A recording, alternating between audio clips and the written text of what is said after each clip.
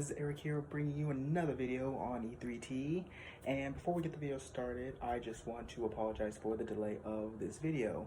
I know the delay has been a couple weeks since my last video, but I'm still trying to get this whole YouTube thing sorted out, when I'm going to be releasing these videos, how I'm going to pace them, and so on and so forth.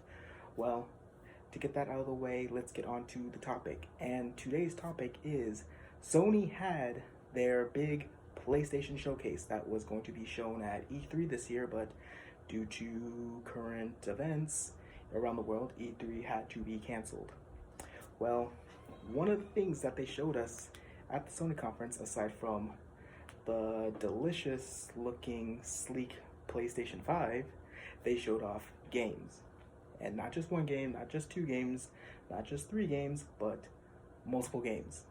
And the biggest one that I'm personally hyped for is Resident Evil 8.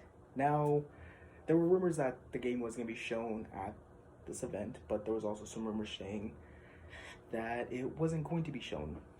I did not hear much about the game being shown, but showing that the trailer that we were shown at the showcase blew me away. Like, it just blew me away. The whole setting, what's going on with the story with Ethan, how does Redfield fit in this, and what is going on in this franchise? Like, what is going on? After Resident Evil 7 was released back in 2017, I believe, it just left the whole fan base wondering, where are we going? What's going on with these legacy characters? What is Blue Umbrella? Who is Redfield? And is this the last that we see of Ethan? Well, this trailer answers some questions. No, this isn't the last we're going to see of Ethan. No, this wasn't going to be the last that we're going to see of Redfield, even though we saw him in Not a Hero DLC that was released later down the line of 2017. It still raised a bunch more questions. Well, this trailer had so many more questions. Like, what are these things that Ethan and Redfield are going up against? Are they zombies? Are they more than zombies? Are they like the creatures from Resident Evil 4, 5, 6 even? Or are they related to the molded from Resident Evil 7? And what was that creature at the end? Was that a werewolf or something? I mean, if we're delving into the mystical aspect, the supernatural stuff, Resident Evil is gonna kind of turn some fans the other way. But let's think, this is Resident Evil. You don't take everything at face value on what they show you. I mean, that goes back to saying what we got for Resident Evil 7. When we first were shown the game, there was kind of hints of a ghost girl in the, I forget the name of the beta game that they released to get us hyped up for the game. Beginning Hour.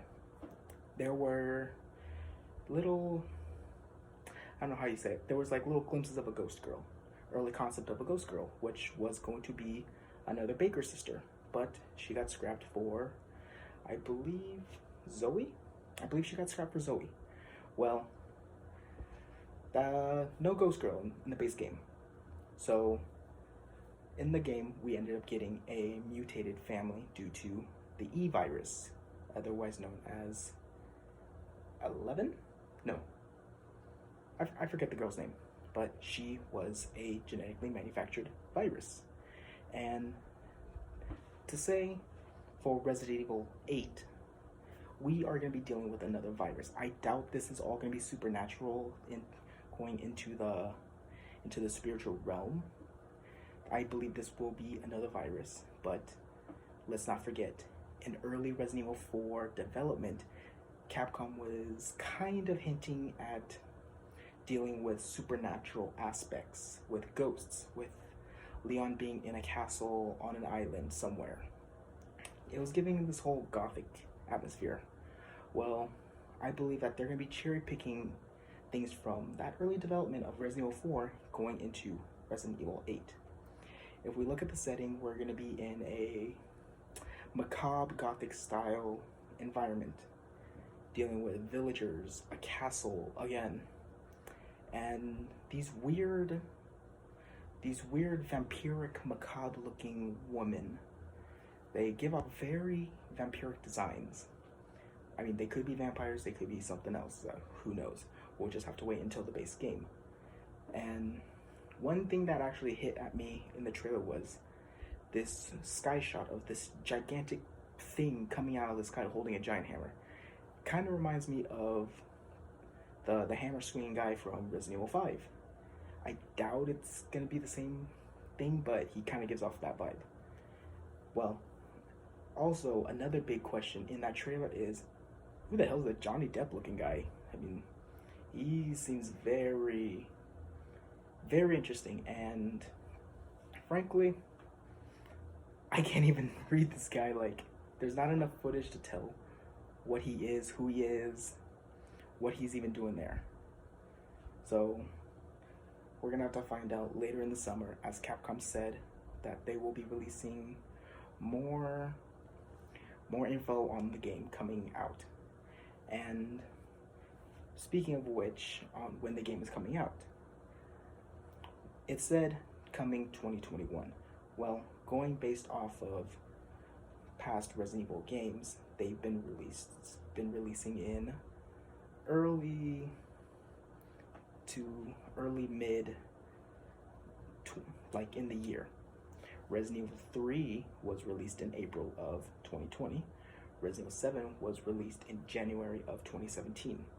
Now, if we go by those track records, Resident Evil 8 could possibly be released between the windows of January to April, because sometimes there's not a lot of games coming within those windows.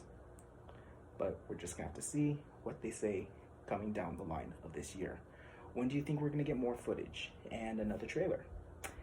Hint could be about PAX, around PAX time, maybe around the Video Game Awards, who knows. But if we're getting a game down the line in January, we're gonna get something around the fall, end of summer, definitely around the Video Game Awards, definitely around there. Well, that's all I got. I will be going down all the games that were being shown around the PlayStation Showcase. I just want to give this video game its own spotlight, as I will do the others, as in Horizon Zero Dawn 2, Ratchet and Clank, Spider-Man, Miles Morales, even though it could be Spider-Man 2, or it could just be its own standalone game. Who knows? I'll even go in depth about the PS5 and what is going on with it, and how is it going to compare to the Xbox Series X, which will also get its own showcase next month, I believe in mid-July. Well, anyway, that's the end of the video. Be sure to like, subscribe, turn on that notification button to be notified when another video is going to be going up, because I will definitely be posting more videos on what we're getting down the line for PlayStation and Xbox.